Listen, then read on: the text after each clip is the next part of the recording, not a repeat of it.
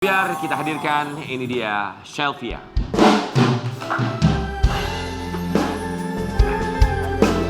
Selamat pagi. Halo, sayang, semangat ya Bang. Selamat pagi. Ya, Silakan. Shelvia, selamat datang di pagi-pagi Ambiar.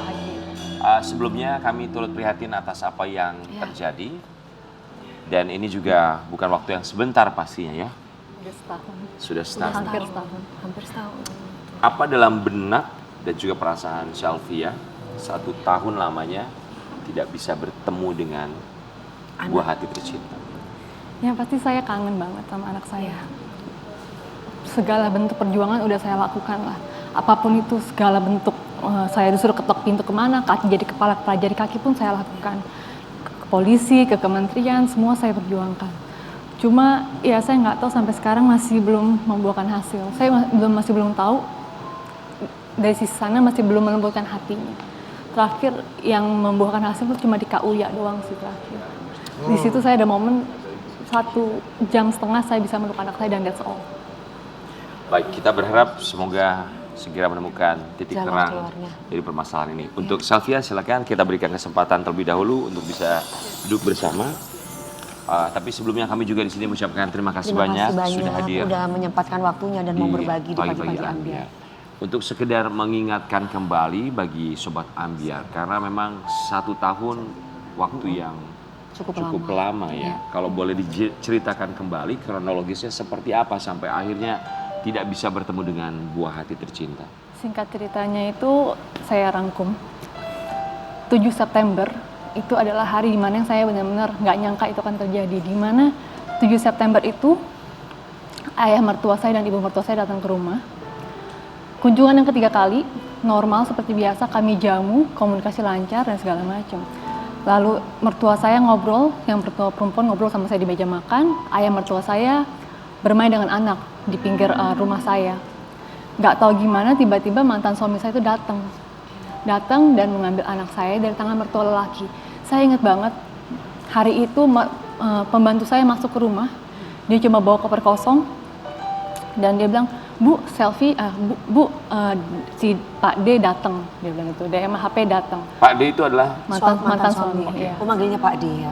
Pak D, DM HP. Pak D, inisial D. D, Oke, inisial baik. D Oh, datang. Pak D. Dia datang. Oke, kopernya taruh aja di situ, nggak apa-apa. Nanti saya keluar sebentar lagi, saya sedang berbicara dengan mertua perempuan saya. Di situ saya nggak ada kepikiran bahwa anak saya akan diambil. Iya. Karena saat itu saya sama mertua saya keduanya baik-baik aja, kita ngobrol biasa gitu kan. Nggak lama, saya ingat sekali mertua lelaki saya itu masuk ke rumah. Tiba-tiba, saya kebelet pipis. Terus saya tanya anak saya di mana. Terus dia bilang, oh lagi bermain dengan si D. Oh oke, sudah. Selesai saya berbicara dengan mertua perempuan, saya keluar. Saya tanya, anak saya di mana? Oh, sedang bermain di ujung rumah.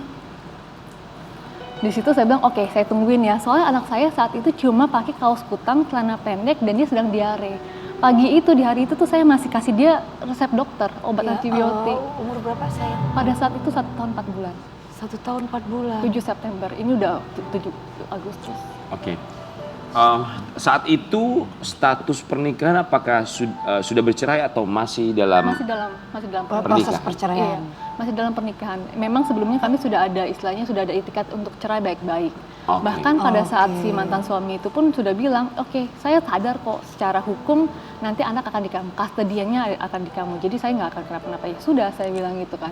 Cuma saya nggak nyangka gimana dia bisa langsung ambil anak saya hari itu dan sampai sekarang. Oke, ketika anak akhirnya kamu sadar ternyata tidak ada di rumah, bahwa kedua mertua masih di rumah saat itu. Masih. Alasan atau jawaban dari mereka apa ketika kamu nanya di mana anak saya? Mereka cuma bilang, oh anaknya lagi diajak ke mall.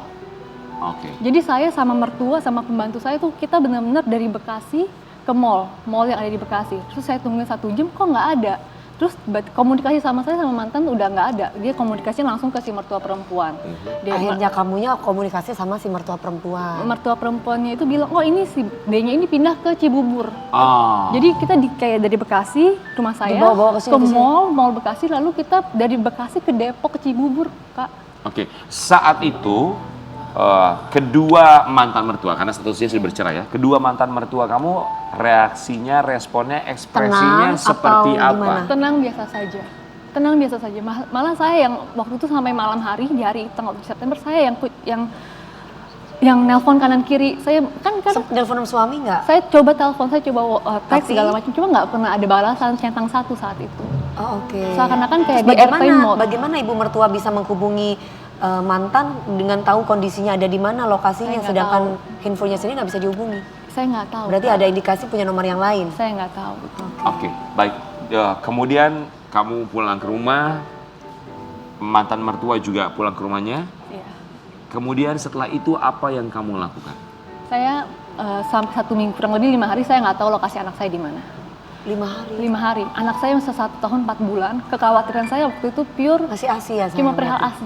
ASI. Anak saya full ASI. Saya cuma mikir, saya sebagai ibu cuma mikir ASInya bagaimana, tidurnya bagaimana, makannya bagaimana. Mungkin orang-orang luar sana mikirnya itu hal simpel, cuma ASI, cuma apa. Cuma kan buat seorang ibu tuh nggak bisa, Kak. Ya. Jadi ya 5 hari itu saya nggak tahu. Jadi saya cuma berusaha untuk menenangkan diri dulu. Saya harus kemana nih? Ke polisi kah? Atau ke siapakah? Saya coba menghubungi keluarganya, mereka juga nggak ada yang tahu. Seperti itu, saya hubungin juga, tuh biasanya saya hubungin bosnya. Karena saya udah hubungin orang tuanya, saya hubungin teman-teman terdekatnya, nggak ada yang tahu. Saya mencoba email bosnya juga nggak tahu. Ya. Berarti tadi itu yang cuplikan tadi suara kenceng itu suara Adik Mbak- ipar. Oh, adik ipar yang Adik teriak ipar. tadi itu. Itu kejadian tanggal 11 September. Itu di mana? Itu di Batam. Jadi selama 5 hari itu saya nggak tahu sama sekali lokasi di mana. 11 September pagi itu ada video call Dari dari beliau. Saya minta, saya bilang saya kangen anak saya. beliau itu adalah? D, Oke, mantan suami ya? mantan suami. Lalu saya bilang saya mau video call, saya minta video call, dia kasihlah video call. Di situ sumpah saya nggak pernah istilahnya cek yang bagaimana. Saya cuma berdasarkan dari karpet hotel, tembok kamar mandi, sama landscape dari luar jendela. Di situ saya sama adik saya dari jam 9 sampai jam 11 kita cari dari online platform untuk lihat-lihat hotelnya sama lihat-lihat arsitektur interiornya Oke, seperti apa. kamu mencoba menebak-nebak ini Iya. kira-kira di hotel mana? Itu posisi kamu video call kamu di Bekasi dan mantan Bekasi. suami di Batam. Di Batam. Dia mengakui bahwa dia di Batam. Dia nggak bilang, Kak. Dia nggak bilang dia di mana. Gimana kamu tahu bahwa itu di Batam? Karena saya berpikir, Kak. Saya berpikir ini di Lampung nggak ada landscape seperti ini, hotel seperti ini. Di Bali tidak ada gedung tingkat tinggi seperti yang saya lihat di situ. Jadi kemungkinan di Batam. Atau mungkin jejak komunikasi mungkin bisa dilihat di cyber. Nggak bisa, Kak. Karena nggak ada akses ke sana juga dan tidak semua orang bisa Iya. ya. Oke, jadi akhirnya karena kamu melihat video call tersebut, kamu berkesimpulan bahwa sepertinya ini di Bukan Batam. sepertinya, saya telepon langsung. Jadi selama 5 hari saya nggak tahu itu, kita udah list down semua hotel bintang 5, bintang 4, bintang 3 di Jakarta. Dan itu nggak ketemu. Wow. Kita telepon, adik saya itu saksi hidupnya, kita telepon. Cuma itu bisa kita lakukan. Oke. Terus akhirnya kamu bisa video call dengan anak kamu. Iya, Video call, kamu akhirnya memutuskan pergi ke Batam karena kamu berpikir sepertinya ini hotel di Batam. kita sudah telepon dan sudah confirm Oke, ada. terbanglah ke Batam. Terbang jam 2 siang. Lalu Lalu ya kejadian langsung seperti itu yang video yang tadi. bahwa ternyata memang betul mereka ada di hotel tersebut. Puji Tuhan ya, Kak ya. Ketika saya masuk ke hotel itu, anak saya sedang digendong sama adik iparnya. Di situ saya refleks, saya datang mendekati, hey kok apa kabar?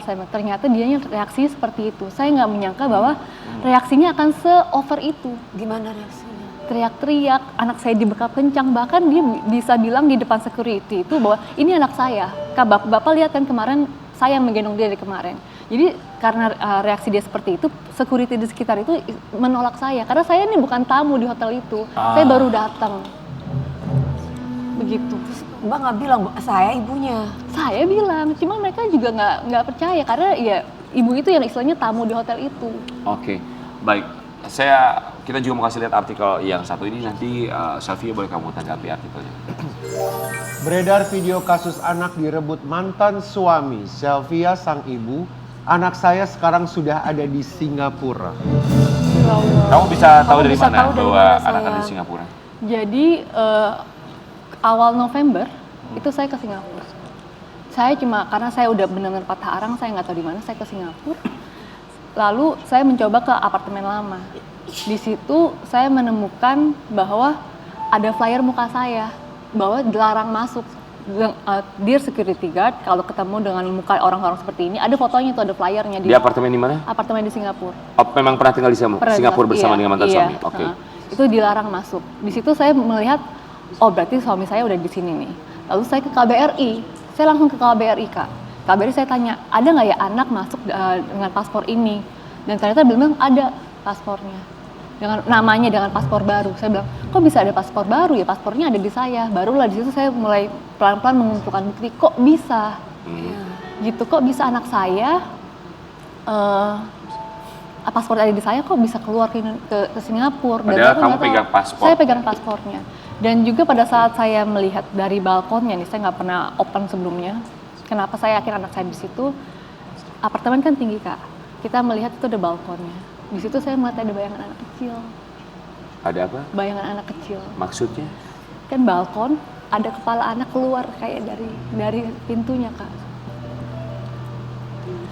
Balkon apartemen. Yes. Ada Sosok dia ngeliat anak keluar.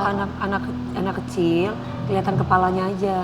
Terus kamu pikir itu apa? Itu pasti anak saya Kak. Di situ saya makin yakin, walaupun saya belum tatap muka di Singapura bahwa itu anak saya, tapi saya yakin dengan beberapa petunjuk itu. Pertama, mantan suami masih tinggal di sana dengan ada flyer muka Ya saya. feeling seorang ibu ya Yes. sayang. Saya di situ Ya, kayak ya. semakin, oke anak saya di situ. Dan ya sudah, saya mulai pelan-pelan mengumpulkan bukti, berkonsultasi dengan Komnas Perlindungan Anak, konsultasi dengan Kemenlu, konsultasi juga dengan Dirjen Imigrasi, dan Dirjen Imigrasi bantu banyak untuk istilahnya karena ada prosedur yang dilanggar, jadi Dirjen Imigrasi yang bantu saya untuk membatalkan paspor anak saya. Dan sekarang seperti apa?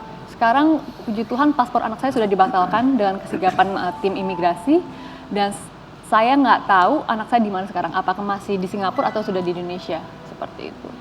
Oke. Yang kita dengar bahwa kamu juga sempat membuat perjanjian penyerahan anak dengan notaris di Batam. Di Batam. Itu kamu lakukan?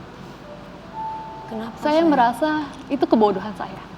Sampai detik ini saya menyesal banget saya mengalah di tanggal 16 September itu.